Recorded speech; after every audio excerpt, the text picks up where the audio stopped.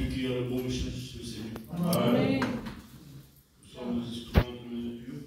Vous savez, la Bible nous dit aussi qu'il y avait un homme qui va aller devant le prophète avec ses chevaux, ses habits. Cet homme avait un problème. C'est Naaman. Il était lépreux. Et au conseil d'un enfant d'Israël qui va partir de la Samarie pour aller voir l'homme de Dieu. Et voilà, cet homme était sur son cheval, avec son armure, avec ses soldats et avec son orgueil. L'homme de Dieu ne va pas se déplacer. Parce que dans l'âme, il y avait de l'orgueil. Pourquoi je vous dis ça? Parce que si on vient ici avec de l'orgueil dans le cœur, il dit, mais qu'est-ce que l'orgueil? L'orgueil, il se dit, sono scalotte. Io sono giù, io sono qui. Io sono mai non fra. Io sono messo cosa adesso. Io prego. L'orgueil. Io canti. Ici, Seigneur. Et à travers ce chant, l'orgueil peut s'infiltrer. Naaman, lui, il est allé avec le conseil de la petite fille. Mais voilà, il est allé avec une disposition qui n'était pas la gloire de Dieu. Il a fallu qu'il s'humilie.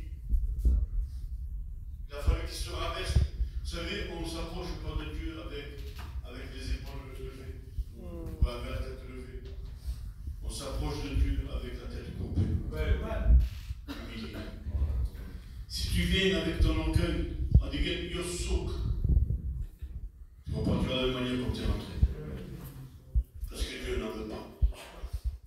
Dieu, ce qu'il veut, c'est que tu aies un cœur et tu humilié. Quand Dieu voit qu'un cœur a besoin, Dieu se plaît de se déplacer de son trône de gloire pour venir à ton secours. Et s'il y a l'orgueil dans ta vie, Dieu ne peut rien faire. Parce que vous savez, l'auteur de l'orgueil, c'est l'ennemi de nos âmes, c'est Satan. C'est celui qui met ses pensées là. Tout ça, c'est carotte. Tout ça, ça se besoin de carotte, besoin de carotte. Les autres carottes, et on ne sait pas. Toi, tu sais rien. Bon, madame, ça aussi. Qu'est-ce que l'homme? Dites-moi ce soir. Je m'adresse à vous, de l'église. Qu'est-ce que l'homme et la femme demandent? Est-ce que quelqu'un peut me le dire? La Bible dit ceci, que dans le meilleur des hommes, dans le cœur de l'homme, le meilleur qu'il y a est comparé comme un chien divin. Cela veut dire qu'il n'y a rien de bon dans l'homme. Il y a quelque chose de bon pour la personne qui s'approche de Jésus et qui donne son cœur à Dieu. Et tant que la personne acceptera, je ne sais pas pourquoi je dis cela, c'est de rien de brillant, mais laissons agir le Saint-Esprit. Si tu viens avec un cœur humilié, lui dire Seigneur, j'ai besoin, eh bien là, Dieu, il se fera plusieurs de milliers. Dieu va se déplacer. Veux-tu que Dieu se déplace dans ta vie? Amen. La Bible dit ceci. Des hommes prenaient un homme tous les jours et ils le plaçaient devant le temple, appelé la veille. Ces hommes le plaçaient cet homme qui n'a pas de nom, c'était un batteur paralytique à vie, de naissance, et ils vont le poser devant la porte de la belle. Pas dedans, parce qu'elle n'avait pas le droit de rentrer. Parce qu'il était malade. Et toute personne qui était malade, qui avait un défaut corporel, ne pouvait pas rentrer dans le temple. Et cet homme était assis tous les jours, au même endroit. Et la Bible nous dit que les hommes vont le prendre et vont l'emmener. Assurément que cet homme, quand il devait regarder, devait voir la porte parfois ouverte du temple et voir des gens prier dedans. Mais il ne pouvait pas y rentrer à cause de son besoin. À combien il y a des personnes qui ont besoin de la grâce de Dieu, ils ne viennent pas parce qu'ils n'osent pas rentrer. Et ils se trouvent devant la porte. Ce soir, tu te trouves peut-être ici dans ce lieu. Mais est-ce que tu es dans le lieu que Dieu veut? Est-ce que ta présence, elle est là ce soir? Et ton esprit est ailleurs? Parfois on vient ici, de corps, d'apparence, mais l'esprit n'y est pas. Parce qu'il y a tellement de problèmes que nous avons pensé ailleurs. Que ferait demain? Qu'est-ce que je vais faire demain de matin? Je fais ceci, je fais cela. Et pourtant tu es dans la réunion, tu es dans le culte. Tu es dans la maison de Dieu. Et ton esprit est troublé, agité. Parce que les choses de ce monde sont en train de te tenir lié. Mais la Bible dit que cet homme était assis devant le temple. La Bible dit qu'il y avait deux hommes qui vont marcher, Pierre et Jean. Je me demande qu'est-ce qu'ils allaient faire au temple. Je me demande. Vous avez connu la grâce de Jésus. Mais pourquoi vous au temple? C'était pas un endroit pour eux. Ils avaient accepté Jésus dans leur cœur. Mais la Bible dit que Pierre et Jean montaient ensemble. Gloire à Dieu. Montaient ensemble pour la prière. Il y a combien il était important d'être unis. Amen. Pierre et Jean étaient unis dans la même pensée. Pour faire quoi? La volonté de Dieu. Là, nous voyons cet homme qui est assis. Et Pierre, le voyant, en quelque sorte, il fut une préoccupation, parce qu'il va le voir assis. Cet homme, il s'attendait à recevoir quelque chose d'eux. Il s'attendait à recevoir quelque chose de ces hommes. Pierre, fixant les yeux, leur dit, et lui dit, jeune homme, je n'ai ni argent ni or à te donner.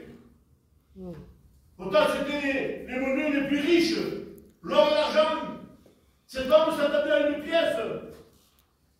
Et Pierre dit, je n'ai ni argent ni or à te donner. On va dire, je n'ai rien, j'ai aucune capacité. Nous n'avons rien, ni moi, ni Jean. Mais, ce que nous avons, tiens, tu as quelque chose. Tu n'as pas de l'argent, tu n'as pas d'or. Qu'est-ce que tu peux apporter? Mais même, qu'est-ce que tu peux apporter? Samuel, mon frère, qu'est-ce que tu peux apporter? Si nous n'avons ni argent ni or, qu'est-ce que je peux vous apporter? Rien du tout. Et Paul et Pierre et Jean vont dire, je n'ai ni argent ni or pour donner, mais ce que j'ai, il y avait quelque chose de plus important que cela. Quelque chose de plus important que l'or. Mes frères et mes sœurs, ici au milieu de nous, il y a quelqu'un de plus important que ta maison, que ta famille, que tes enfants, que ton mari ou de ta femme. Il y a quelqu'un qui est plus important. C'est Jésus qui est au milieu de nous. Il dit, je n'ai ni argent ni or à donner, mais ce que nous avons, à ça, personne ne pouvait leur enlever. Pierre avait cette conviction dans son cœur. Alléluia. Cette conviction que si qu'il avait ce qu'il avait, ce n'était pas de l'argent, mais c'était Jésus. Il dit ceci, ce que nous avons, nous te le donnons. Au nom de Jésus, lève-toi et marche. Cet homme, assis, de l'esprit à ça, quelle tristesse pour lui. Comment vous n'avez pas de pièce pour moi? En quelque sorte, il se dit, mais qu'est-ce que vous pouvez me donner?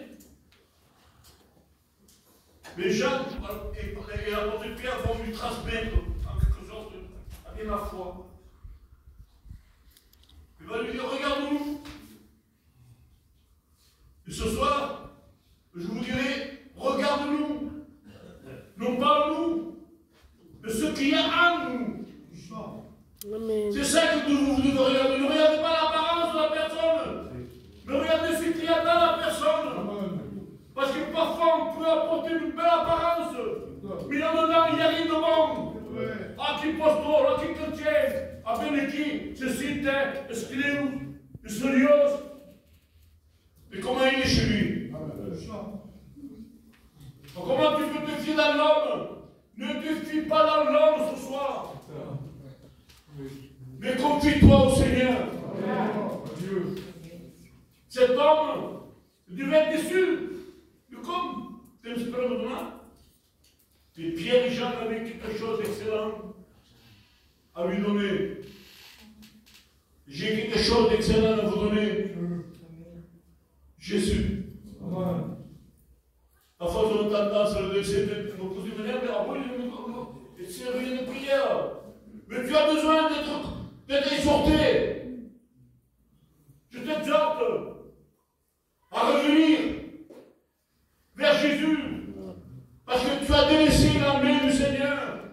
Et tu es assis au bord du chemin comme Bartimée. Tu es assis sur cette place que tu ne peux pas bouger à cause des problèmes, à cause des difficultés. Mais ce soir, je te dis, lève-toi et marche. Amen. Cela veut dire que malgré les problèmes que tu peux avoir, malgré les difficultés que tu as des problèmes à la maison. Mais que cela ne t'empêche pas de marcher avec le Seigneur. Amen. Qui n'a pas de problème ce soir? Qui n'a pas de difficulté? J'ai un neveu qui est paralysé à Montpellier. Et il n'y a pas d'amélioration. Sa mère, elle se confie à Dieu. N'attendez pas qu'il y ait le problème pour vous tourner vers Dieu. Je n'ai ni argent ni entre de se coucher. Je te le donne. L'évangile ne se paye pas. Ça se donne. Ça se transmet. Et Pierre et Jean va transmettre ce qu'ils avaient. Ah, il avait mis l'argent énorme. Mais il va leur transmettre bien l'amour de Dieu. Il va leur transmettre bien la foi pour le guérir. La Bible dit que cet homme va se lever et il va les suivre dans le temple. Imaginez maintenant la famille qui devait l'accompagner tous les jours pour le mettre assis sur le côté, venant le chercher le soir peut-être, je ne sais pas, et se dire, mais où est-ce qu'il est? Il n'est plus là. Imaginez-vous, pour la famille, qu'est-ce qu'il a pris? Mais la Bible nous dit que cet homme va se lever et il va suivre Jésus. À combien il est important de pouvoir s'approcher de Dieu. Vous savez, j'avais une verset de la Bible que j'ai pu, tout le monde connaît, dans Matthieu 21. Matthieu 21 dit ceci, le verset 19. Jésus était avec ses disciples.